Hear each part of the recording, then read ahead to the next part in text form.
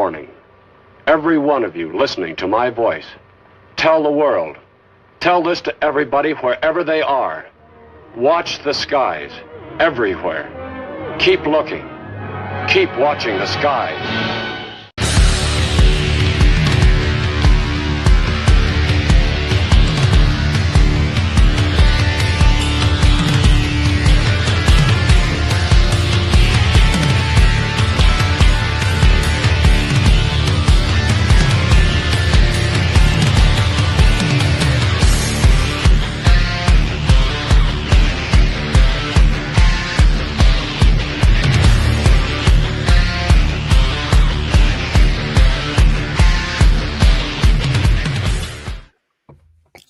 Nope, you caught me. Well, welcome to UFO Maxx. I was rocking out, man. There you go. That air guitar going crazy. Oh man, I'm good at air guitar. I will tell you that. What's really funny is I'm actually good at the guitar as well. Nice. But oh yeah, the cool thing is my 15-year-old son is into it now, which is I love it. So welcome everybody. Thank you so much this evening, Wednesday night. This is your UFO Max channel with myself, Grantavious Maxx, and Element 115, Lee Strauss. I didn't say Area 1 or 151, which I normally do. It's all good, man. What's up? I love it. Right off the bat. Let's see if I can get that up there. There we go. What's up? Oh my goodness. Thank you so much, everybody, for showing up. Kitty Pat Caddywhack will be back here in just a moment. I hope you're still in here. And let's see, Drake number 1. Good seeing you, my friend. Welcome back to the show. And let's see who else we got here. Let me scroll down and Jim James. Oh yes, he's in the show. Look at that. Pitter patter. I like it. Decipher. Hey y'all. Dude, I love the alien and the guitars. Look at that. You're on the right channel, my friend. Welcome. That's right. Walter, good seeing you, my friend. Oh, heck yeah. And Eversor was Patrick Noble. Good seeing you, my friend. Heck yeah.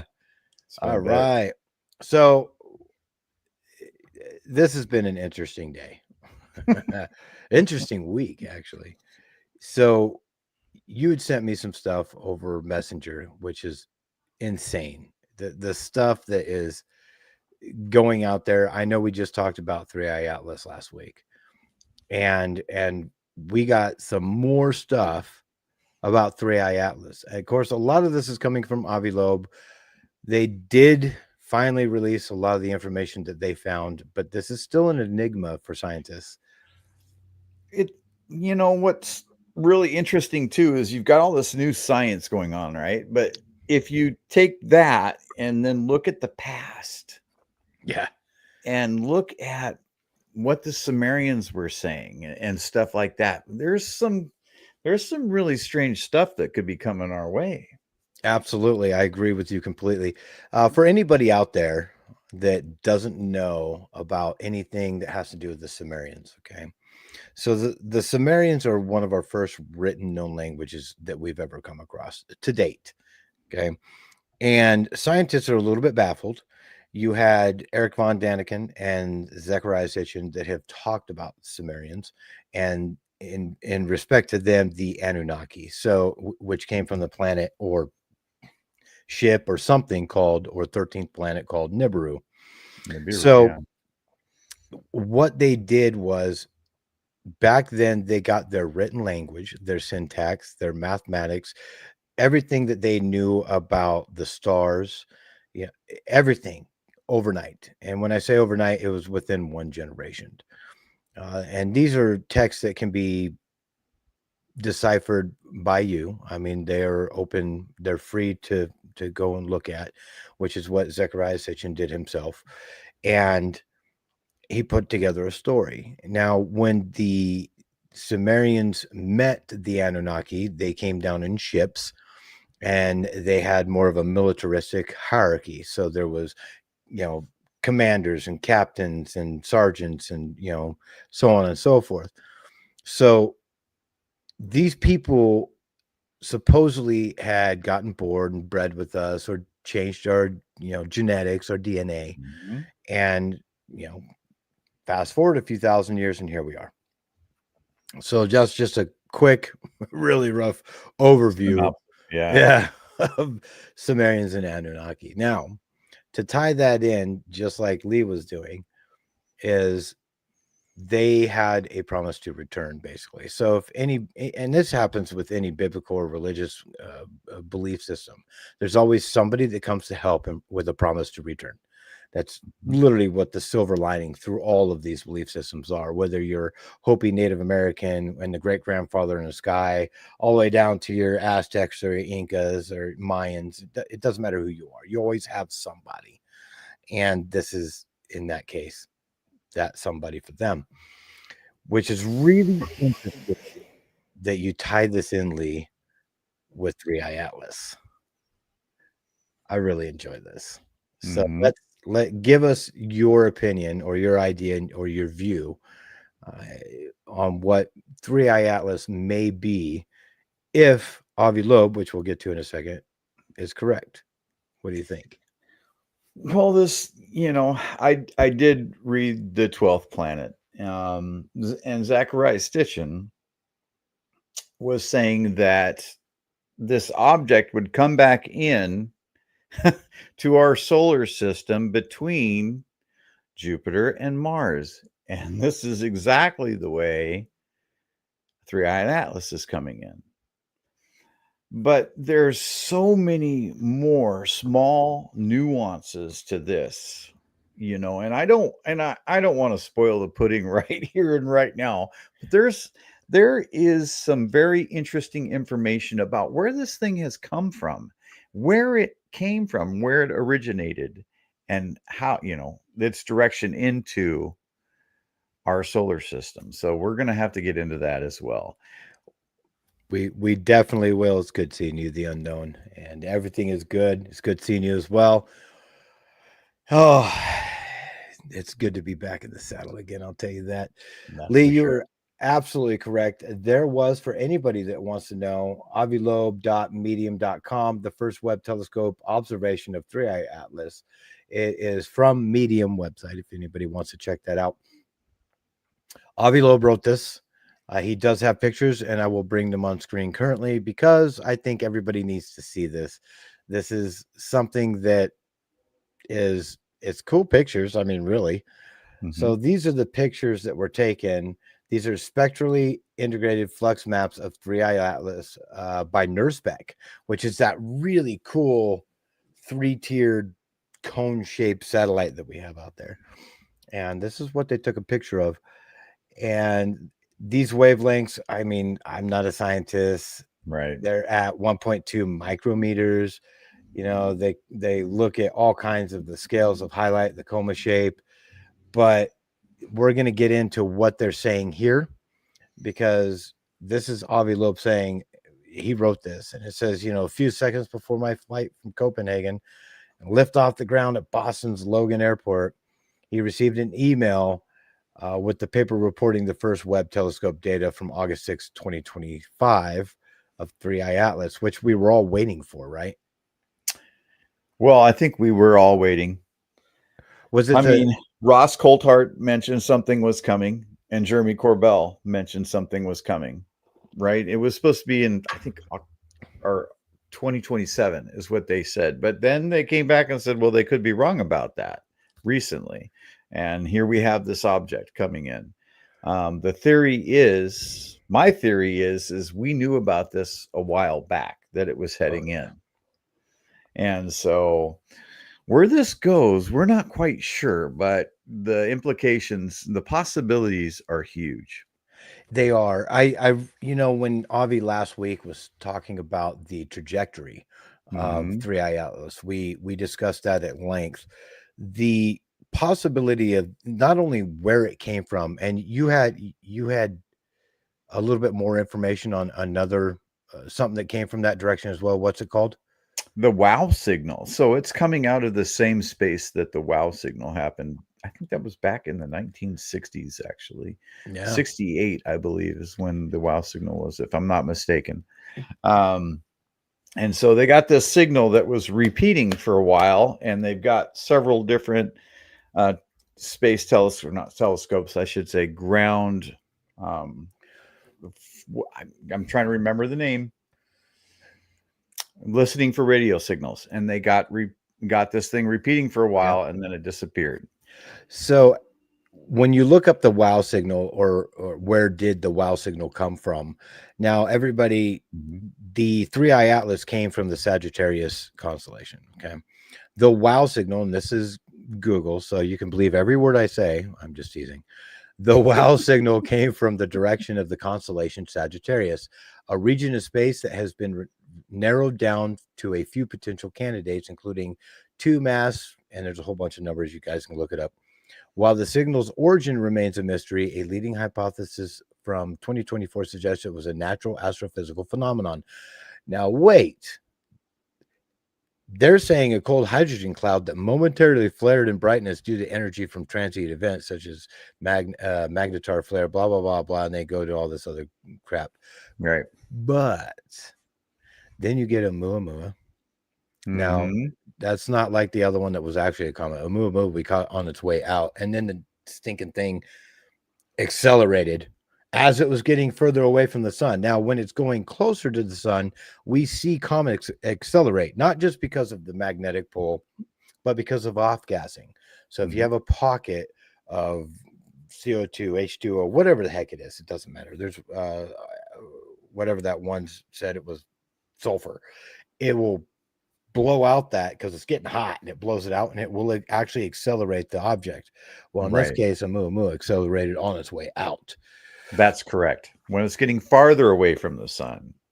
Okay, hold on. I got to answer this. Grantavious, do you still have the super suit, or did you blow the crotch out? I love that. And yes, I still have it. So for anybody that doesn't know, for the very first, we had a fan party down in Las Vegas, and I showed up there wearing a Superman suit with a mustache because Dave told me it would be funny to show up with a mustache. So I did it, and, hold my beer kind of thing. Don't bet me anything because you're going to lose every time. Going back to what we're talking about, the Oumuamua came from pretty much the same direction, I believe. And then we have the wow signal way back when, Oumuamua, and now 3i Atlas. And 3i Atlas is on a perpendicular, so if you put the sun in the middle of a ring, or a bunch of 9 rings or 8 rings, however many you want to believe, because I used to believe in Pluto, the 3i Atlas is actually in plane with all of our planets and is actually coming through our solar system, going very close to certain planets, which is where the Anunnaki said they would come from, just like you were saying. Right. Yeah. That is wild. That is wild. And it also happens to be where our nearest solar neighbor, our, universal universe neighbor. So there's the other, let me grab my notes here so I don't trip over my tongue too many times here. It's okay. I do it all the time. So there's another solar system out there, and it's the closest one to us, which is sorry, you're probably going to know it faster than I will. Alpha Centauri. Oh yes, Alpha Centauri. Yes, that's our closest neighbor. That is correct. So that is very interesting to me. Most likely, Alpha Centauri has been hearing our radio broadcasts for a couple of what we would consider years now. They have reached our nearest neighbor. So, yeah. So it is. For anybody that wants to know, that Alpha Centauri is a triple star system. In fact, having a single star like we do. Did you say triple star system? It is a triple star system. 3i Atlas. 3i. There you go. And it's located, for anybody that wants to know, in the southern constellation of Centaur or Centaurus. It's approximately 4.2 to 4.4 light years away from us, which makes it our closest neighbor, which is great. It consists of two bright sun-like stars, Alpha Centauri A and Alpha Centauri B, and a dim red dwarf star, which is called Proxima Centauri. For anybody that really wants to know, it is our closest star system, and it's in our southern hemisphere. For anybody that wants to check that out, but this thing is wild when we start getting into it. And by the way, I was going to say that it's very rare that we actually find a single star system like our own. Right. So it's mostly, a lot of them are, dual stars, twin star systems, triples sometimes in the Alpha Centauri case. So when we get back to what the Webb data confirms, this is where it gets a little crazy. Really crazy, actually. So the James Webb Telescope, we'll just call it Webb for short, confirms the existence of carbon dioxide, which is CO2 gas, plume around 3I Atlas with significantly lower levels of water and carbon monoxide, which is just CO. As reported a few days earlier by the Sphere X Space Observatory team, which there's a paper accessible if you want to click on a link on this site. Whereas the Webb telescope has much better spectral and spatial resolution, Sphere X mapped the spherically symmetrical CO2 plume 100 times farther from 3I Atlas and demonstrated that it extends beyond 348,000 kilometers. So that is, from what I understand, half the size of the sun. Is what they said, which is big. This thing is big. Well, what they said, the plume is big, and the plume isn't following behind. It's actually going forward. It's in front of it. Right. It's in front of it. So 3I Atlas does not feature a cometary tail. So for anybody that knows, that's like Halley's Comet. You see the tail, or any comet, Hale-Bopp, whatever has been around here lately. I missed the last one, unfortunately, so I will die before I ever see it again. But you'll see a comet come through, and you see this cool little tail behind it. That's off-gassing. That's the things that you can see, and that's the sun shining off the off-gas and coming back to us, and we can see it. So it does not feature a cometary tail that extends beyond the width of its coma, as was already evident with the higher resolution images taken by the Hubble space. Let's see. This tail is not seen.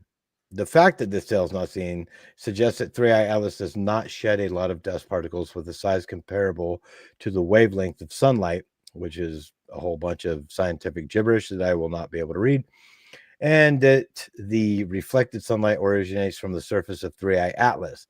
This implies that the diameter of up to 46 kilometers for an albedo of 5%, according to the Sphere X data. So basically, 3I Atlas itself is much smaller than its plume, but it's brighter than it should be. It's brighter than it should be. And, for us that really want to know, I mean, it's like 28 miles big, 28 miles across, or in circumference, right? It's circumference. So it's huge. And it gets even crazier. There is a whole bunch of infrared spectroscopy, however you say that word, of 3I Atlas at a heliocentric distance of 3.32 Earth-Sun separations, which is 3.32 times the distance of us from the sun. That's what that means. And it was taken in NIRSpec instrument on board the Webb telescope. The spectral images of wavelength, and they have a range of micrometers. And this is stuff that I'm not really going to be able to get into. Right. For you scientists, get out there and read this stuff, because you're going to know a whole lot more than me. But we do have to get into like the CO2 output of this thing. Yes, we do. So the infrared mass loss rate from 3I Atlas is 129 kilograms per second. Now, kilograms, if you want to convert that over to pounds, is 2.2 kilograms per pound. So per second of CO2, which is 6.6 kilograms per second of H2O, and 14 kilograms per second of carbon monoxide. The H2O mass loss rate is only 5% of the CO2 output. This is 16 times more extreme than expected for a typical comet at the same distance from the sun. Let me go through this real quick so I can get to the good stuff, people, because this is where it gets crazy. This huge gap in mass is surprising since we have discovered numerous objects of the same size like Chuya-Borisov before discovering a 46-kilometer interstellar object. As he noted first in his paper on 3i Atlas, the amount of rocky material per unit volume in interstellar space is smaller by a factor of 10,000 than the value needed to deliver the interstellar solar system one giant rocket of the size over a decade-long journey constructed by the Atlas telescope. Now, here's where it gets kind of crazy. Let me get to it because this is I'm on it. Are you reading it too? Well, I'm right below where you're at. Go ahead. All right. So I'm looking for the crazy part. Here it is. So just before Avi left his trip, he says it's a humoristic news article appeared within the title "Asteroid the size of 59 Avi Loebs to pass Earth on Wednesday." Right? I love Avi though; he's great. So to put this all in perspective for everybody, a human produces about 1 kilogram of CO2 per day. One. Okay. The mass loss rate for 3i Atlas of 129 kilograms per second amounts to the CO2 output of how many people? 10 million people. And this object is big, folks. I guess the Anunnaki might actually be coming back. It's very possible. Oh, wait until we get to the nuclear part of this. Oh, my goodness. 10 million people. That is a space platform which measures 46 kilometers in diameter and could potentially host the needed population of biological passengers if they are packed as densely as humans are on Manhattan Island. Now, listen to me, folks. Manhattan Island, 10 million people, not a problem. No. They live. They survive. They read books. They work. They drive cars. That's not far out of range. And so what are your thoughts on this? Well, my thoughts are that this thing isn't solid, right? So there's depth to this thing. Is it possible that they've taken an asteroid or a comet and made it a ship, right? Because of all the radiation that's out there, they're going to have to protect themselves in one way or another, right? Well, think about it like this, though. I mean, if you and I were like, hey, we're the generals of 10 million people, we got to figure out how to transport these people from one place to another and live on this rock and be shielded by all the radiation from and all the weird stuff that's out there in space. A asteroid large enough to hold us all would be perfect. Yeah. What if they're coming into Mars, close to Mars, which it does look like that is the trajectory. What if they come in and they start to orbit Mars? Right? We're looking at, and why would they do that? Because of all the ancient structures that are there.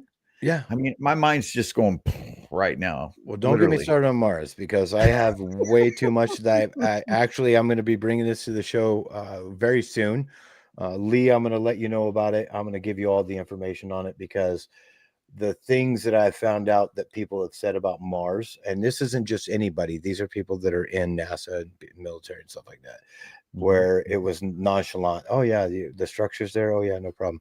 I'll give you all those notes. We'll talk about that later. But yeah, you're right, man. If they started orbiting Mars, I would literally, for lack of a better term, crap myself. Like, holy moly, dude. At that point, though, that would be the smoking gun. All of a sudden, you have this thing that is going so fast that it will not be captured by the sun. But there's also other scientists that say that is in a trajectory right now that all it has to do is just do a couple little burns here and there when it's going around certain planets, and it will be able to get caught by even a planetary orbit or even an orbit around the sun with us. Right. So yes, and when you get to the point where you have now, everybody, I hope in the audience, whether you're listening to it live or later, go to News Nation. News Nation is where it's kind of fun to listen to. Ross Cohort was on there, and I mean, we got all kinds of people on there now. They just changed hands and did all kinds of cool stuff. Look it up on your own time. Are they hostile? Pedal, I don't know. I mean, how are we to know? I wouldn't assume so. I just wouldn't. So if a civilization as old as ours, and then as old as what, as long as they've been around, they would have annihilated themselves by then if they weren't a peaceful, civilization, I would imagine. So I would think that we're probably okay. And then Kundalini King, will it ever be visible to the naked eye? If so, when? So unfortunately, this is actually going to go on the other side. Its trajectory is going to go on the other side of the sun from us. Excuse me 1 second. And then we're not going to be able to see it even with our telescopes or our satellites until I think November, December. And then we'll be able to pick it up again as it's leaving our solar system, unless it decides to do something else. But the reason why we say it might decide to do something else is because of what I found on News Nation and the headline. And if anybody wants to check this out, it is newsnationnow.com/space/nuclear powered Comet Atlas. So you can go ahead and check it out. In fact, here, let me just do this and I will put it in the show notes for everybody. So if you want to check it out, there you are. Now, it says Comet 31 Atlas could be nuclear powered, and this is also by Avi Loeb, Harvard scientist says. Now, Avi Loeb is one of those characters that he is a scientist. If he cannot prove it or have a control, he's, but he's also saying, like, look, this could have something to do, like the trajectory, the fact this thing makes its own light, the fact it doesn't have a comet tail, the fact that all these dust particles are massive and are going before it. And then he's also looking at the other two, Borisov, 2i Borisov, and Oumuamua that preceded it. Now, Borisov is 100% a comet. We know what it is. We figured it out. Oumuamua, they even got this weird plan where they were thinking about shooting something off to intercept Oumuamua. Even today, they're like, wow, that was a long time ago. We're way behind. But you know what? Hey, time wins races. So the Harvard scientists raising concerns about incoming Comet Atlas, I'm just going to say Atlas for now on, that it could be a kind of alien probe sent to study our solar system, is now saying the interstellar object may be nuclear powered.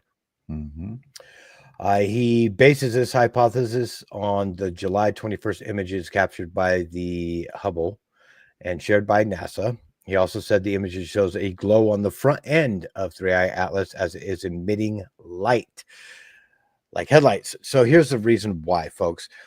This thing, with everything that we've seen with multiple different satellites and multiple different, arrays of telescopes that we have here on Earth, ground-based telescopes, the one in Hawaii, so to speak. The biggest thing about it is it shines brighter at a distance where we say, okay, if it's going to shine that bright, it has to be this big. But we know it's not that big. Now, the corona, or the mass of dust that's around it, the plume, is bigger than we expect, but what's actually shining is much smaller, and it shouldn't be shining that brightly at that distance unless it's made of like silver that never mirrors or something. Mirrors. Yeah, correct. So Avi Loeb suggested it could be alien tech for various reasons. He rules out the possibility that this glow is attributed attributed to reflected sunlight or rare interstellar nuclear material. Instead, he is zeroing in on a previous suggestion that AI Atlas may be alien tech. What? I love that we're alive today. That is crazy. So, I mean, he even says, I mean, and Ross Cohort even said something about this. You know, Atlas could be a spacecraft powered by nuclear energy. Right. And the dust emitted from its frontal surface might be from dirt that accumulated on its surface during interstellar travel.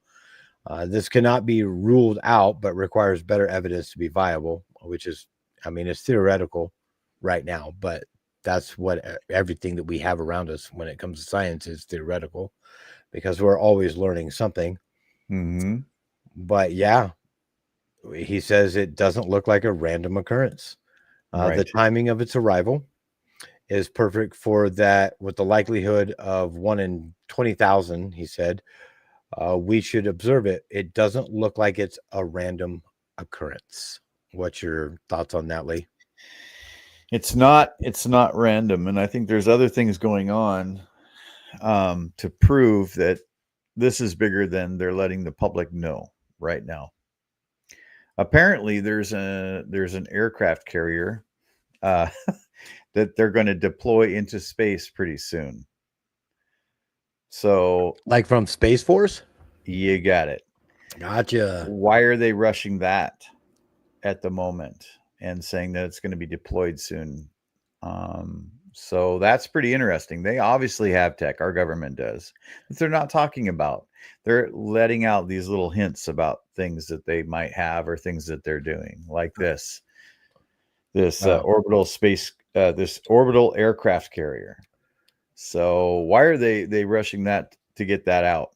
So the only thing I want to know, though, is, are they going to look like an X-Wing or a TIE fighter?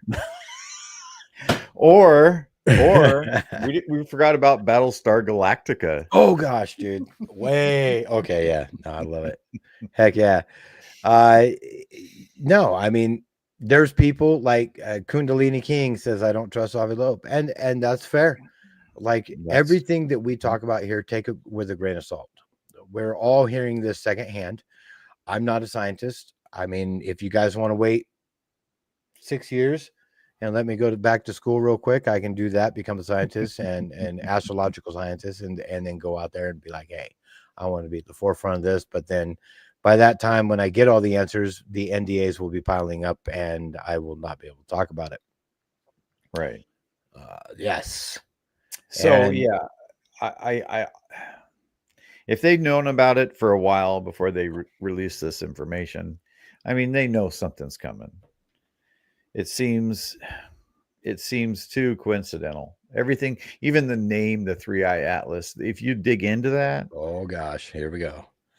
You can find some really interesting things. Just like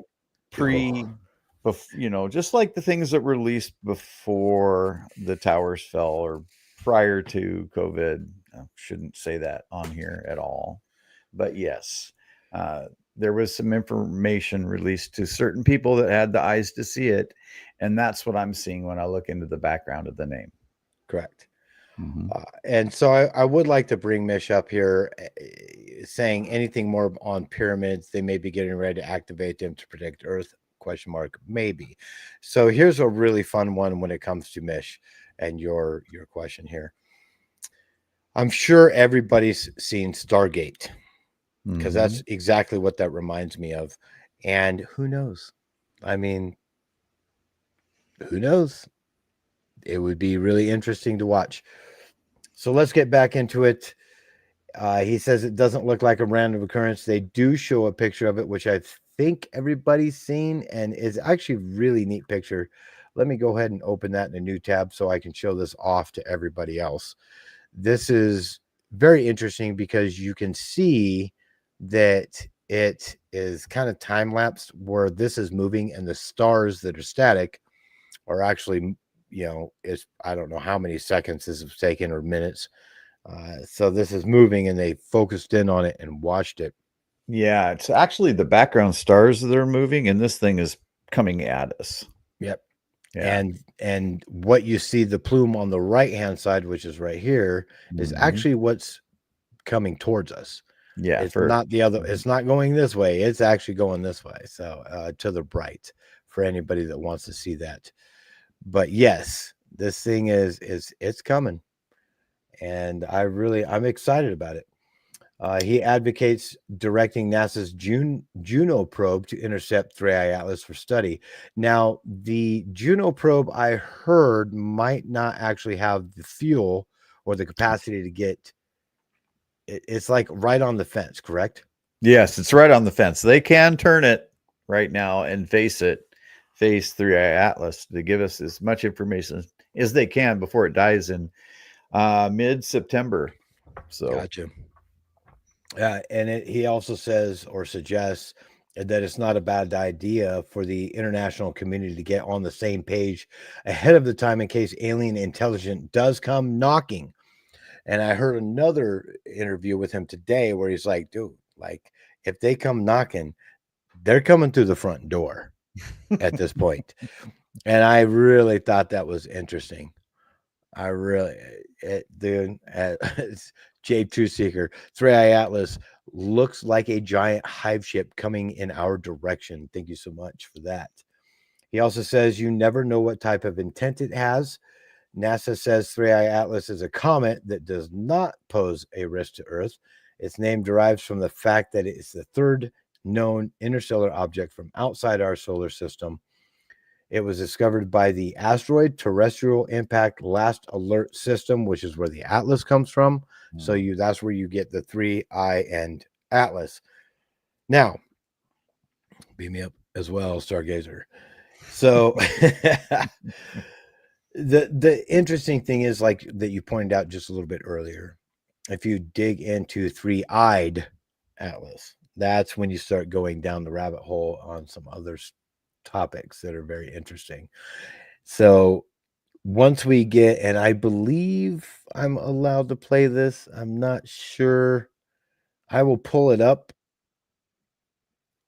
It doesn't sound like it's a NASA Space News. It's actually from NASA Space News. For anybody that wants to see it, I'll go ahead and just pull up the screen real quick. I don't know if I'm allowed to share this because aren't we allowed to have commentary around this stuff? We may be, but this is 543 subscribers, NASA Space News. I'm looking at it and I'm trying to figure out if this is actually owned by somebody. ACParxiv.org. Music titles, Space News, NASA. Okay, so this is actually somebody else's content, so I'm not allowed to play it on air, unfortunately. But if you go Avi Loeb, 3I Atlas, you're going to find Harvard scientist says 3I Atlas could be nuclear powered. I would suggest watch it. If you don't have time, it's fine. You can look it up yourself on different avenues. We're only allowed to play anything that is state federally funded. If I go on to NASA itself, I can play that because it's for society as a whole. But go check it out. If this thing is nuclear and producing its own power, Lee, come on, man. It's a spaceship. Yeah. If that's the case, and it's creating as much light as they say it is, and obviously the front of the darn thing wouldn't be covered in mirrors. Come on. Right. This is huge. Where does this take us? I have no idea, but it is so fun to think about the possibilities here. You know, we have been kept in the dark for so long by our own government. Maybe it's time for them to come and say, hey, we are here. We do exist. And this is kind of like, for me, I see it as a non-threatening gesture, especially if it takes up orbit around the sun or it orbits Mars. And why would it do that? Maybe to terraform Mars? I have no idea. I mean, these are outlandish things. If somebody came to you a month ago or 2 months ago and talked about the way this thing, you know, is moving through our solar system and the things that it's exhibiting, I would have thought that was crazy. But yet here we are. This is like a freaking movie script, really. Yep. So we're in it. We're just in it, and It's one of the reasons why I said I'm so glad to be alive right now. I mean, but you got to understand, like people like John Lear thought this stuff was going to happen in their lifetime, and unfortunately, he passed. And we're still in it, folks. These things have been happening for thousands of years. I can pull up pictures and stone carvings and murals inside of caves that depict Leonardo da Vinci with ships. You know, they're all over the place. This has been happening forever, and now we're starting to see it. And then it's just a great time to be alive. I hope everybody that's out there that's watching us today is doing your own homework as well, because don't just listen to us and take our word for it. You can go to the congressional hearings, which, by the way, is going to happen in September. In just a couple of weeks. We're going to be, okay, should I say it? We're going to be. So I might be getting a cold that day. I'm going to be playing it live. The whole congressional hearing when it comes to UAPs. I'm going to be playing it live for Spaced Out Radio. It is on a day that I do work, and I might unfortunately have to be sick that day. And then I'm going to be coming in here and we're going to be killing it. And that sounds like fun. Oh, 100%. We're going to be having some fun. Everybody come join on that one. So the day of, we are going to be playing the congressional hearing live here at Spaced Out Radio, UFO Max, or if I want to, I'll grab Dave's show and just do it on Spaced Out Radio itself. Doesn't matter which one. I'm just going to click go live, and we're going to watch it together. Please join us there. And if you don't, our archives are always free, or you can even watch it later that day with us, or you can even watch it from other channels.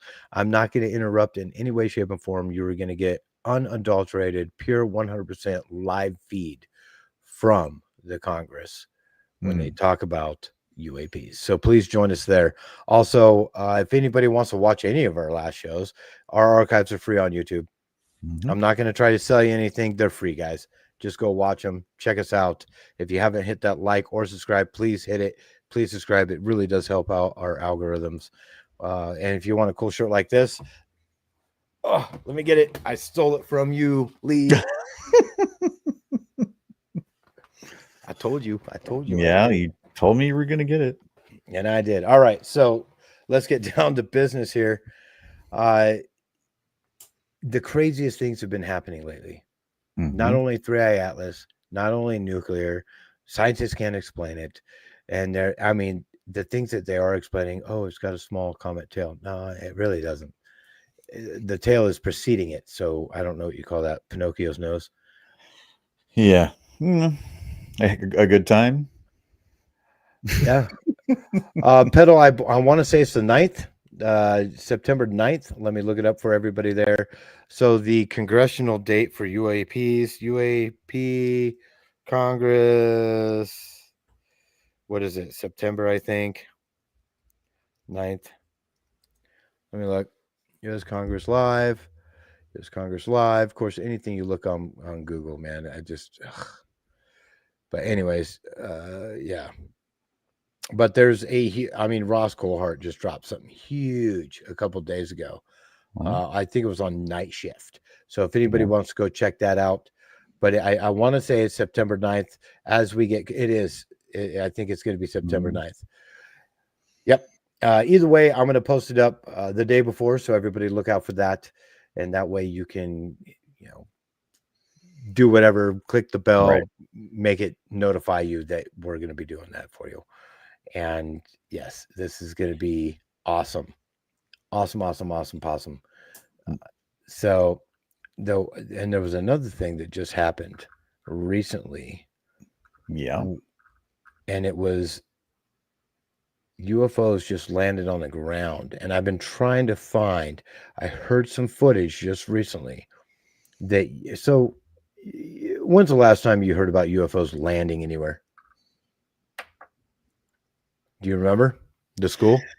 Yeah, that And then Rendlesham, of course, that talked about.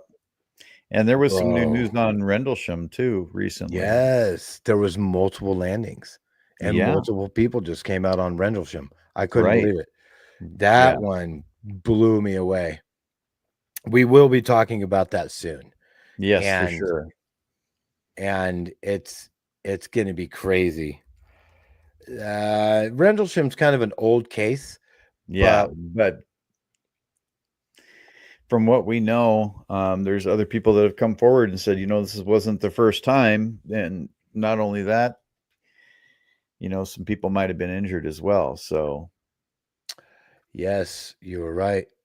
Some people might have been injured. Let's, we've been hearing about all kinds of, like, someone just posted up in here, a Miami Petal actually did it. The massive fear UFO lands at the Miami Mall, or a Miami Mall. And there was a phenomenon. It went viral on TikTok. I want to say there was an Instagram post on it. And so there was a massive sphere that lands in the middle of a packed UFO mall. Yeah, it was quite crazy. So if anybody wants to go check that out, people say Miami alien mall invasion has to be true. Help us out. Well, who knows? On that one in particular, I don't trust it. I really don't. It seems too far out of reality for me. Correct. I don't know. I mean, there's Las Vegas landings. That's a new one that's coming up recently. So here's one that Jay Truthseeker brought up. For anybody that's in the show right now, if you're watching us, if you want to ask us questions or put something in the comments, please put it in caps. That way we have an easier time to see it. We can get you in there. We only got a few minutes left of the show. So please, if you want to ask us anything or have something show up on the screen, we'll talk about it. So Jay Truthseeker, there may be second object on an intercept course with 3i Atlas coming in from the Sirius star system. I have not heard this. No, that's new news. That is absolutely new news. But if it's real, I'll look into it.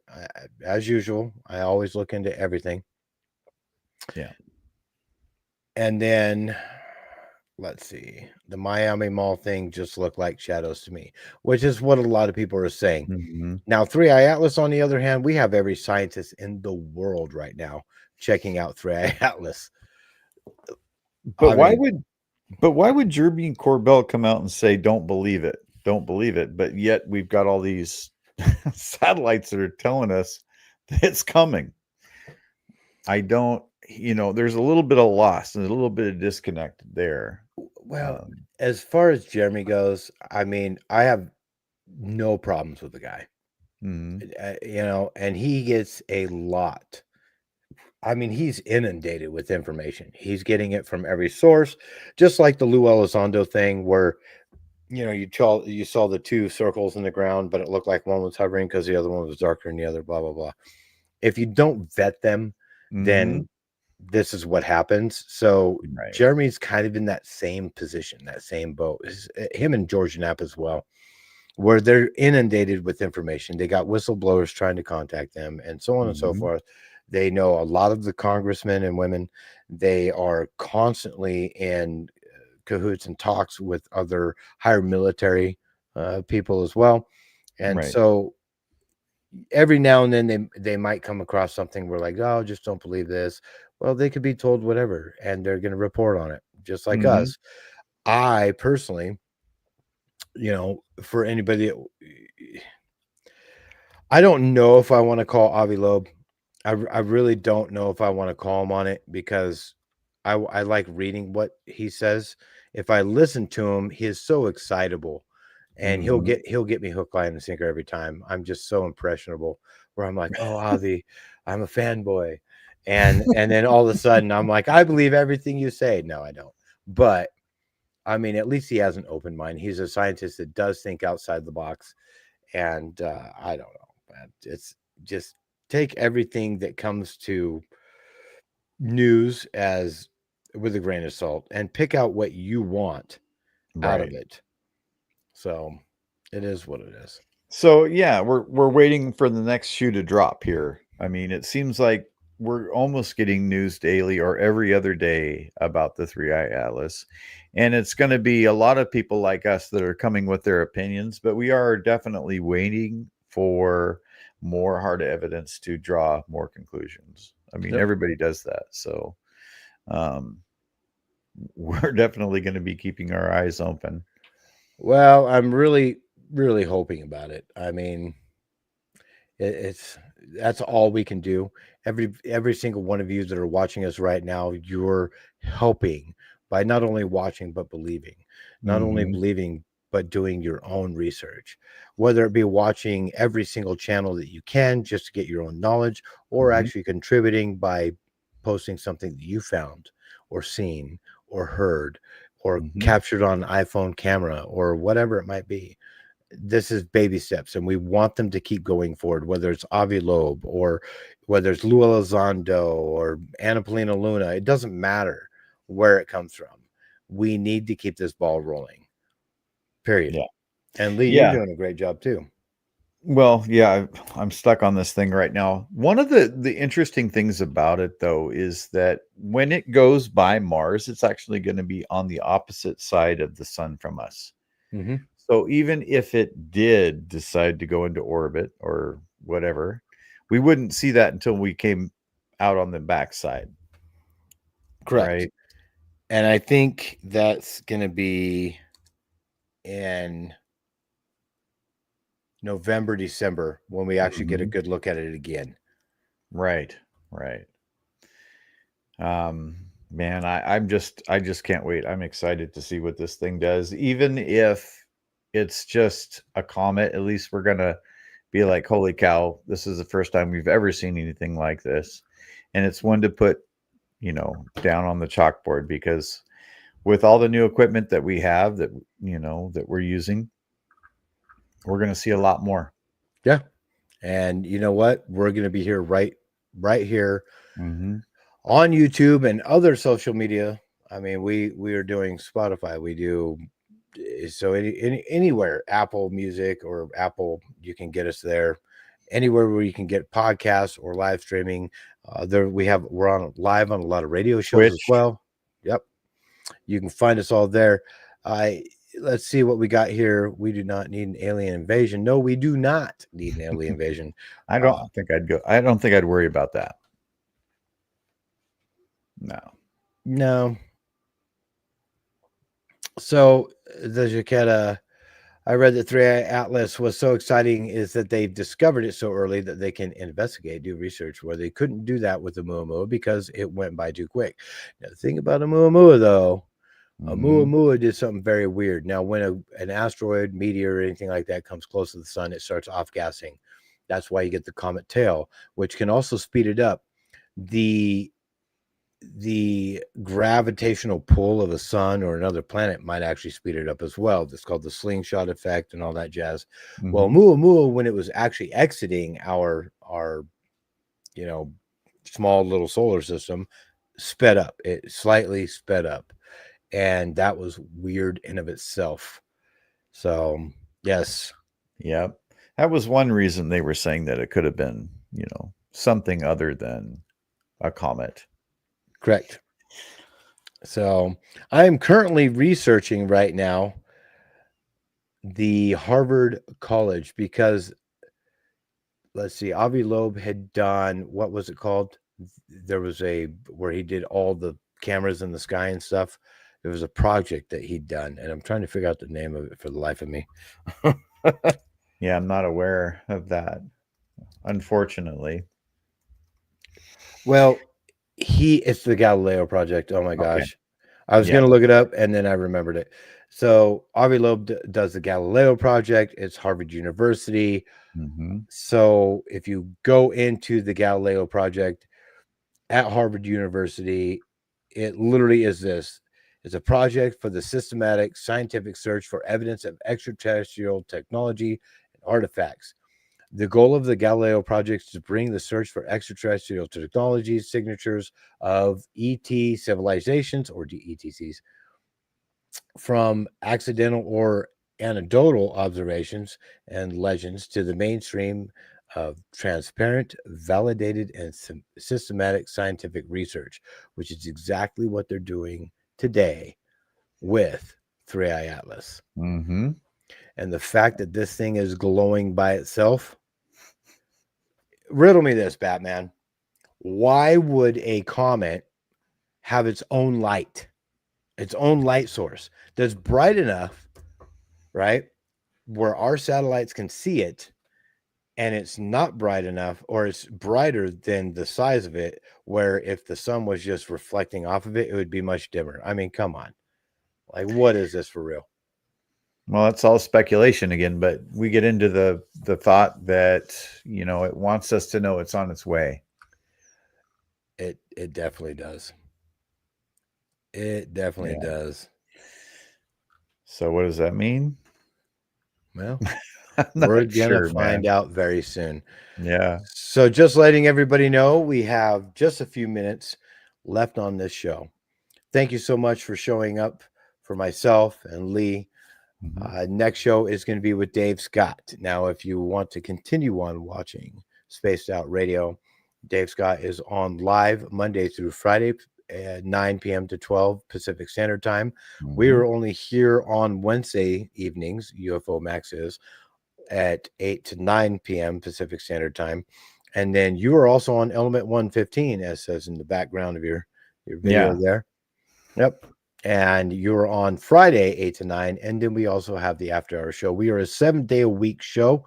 People, like and subscribe if you haven't seen us before. It really helps us with our algorithms. If you want cool shirts, because we don't have ugly swag, go to spacedoutradio.com. It's free to browse, guys. I mean, you don't have to purchase anything, but go take a look at it. You might find something funny or something you may want, and it changes consistently. Right. No live show for Dave tonight. I think he's off all week. There's no live show for Dave. What is he doing tonight then? He's working on his studio. He's currently revamping the darn thing. Him and Tim are in there with wires hanging from the ceiling and all kinds of crazy crud right now, trying to get it all reorganized. Yeah. Okay. So is he having a show? Is it just a rerun or something? It's a rerun. Oh my gosh. It's not a live one. I might just stay live and just invite some people on the air then. I was actually thinking about that for my Friday show, actually. Extending it out, but I don't want to do that since Dave's going to have something going on. Okay, then I'll do this. So. I'm going to find out what Dave's got going on, how I can do it. If I can continue live streaming, we'll shut this one down. And if I can continue live streaming after that, I will talk to Dave here in just a second. And then I will just post it back up and we'll have fun. If you want to come back, you can. I know you're busy just as I am, but yep. You got to go to sleep, but I might have some fun and invite some people out. One of them might be Rob G if I can get a hold of him. Wow. Yeah, because I got a bone to pick with him, and I want to do it live on air because that's the perfect place to do it. That's the perfect place to do it. All right, so everybody, don't forget to catch us live almost every single night, except for I can't even say Christmas because I've seen Dave go live on Christmas, the goofball. Thank you everybody for watching our show. And we will be back next week. If you have anything that you need to share with us, please feel free to get a hold of us. You can get a hold of us on Facebook, wherever you catch us, or live here in the chats. And we do see our comments too afterwards. So yeah, thank you so much. And we look forward to seeing you next week. Peace out. Peace out, guys.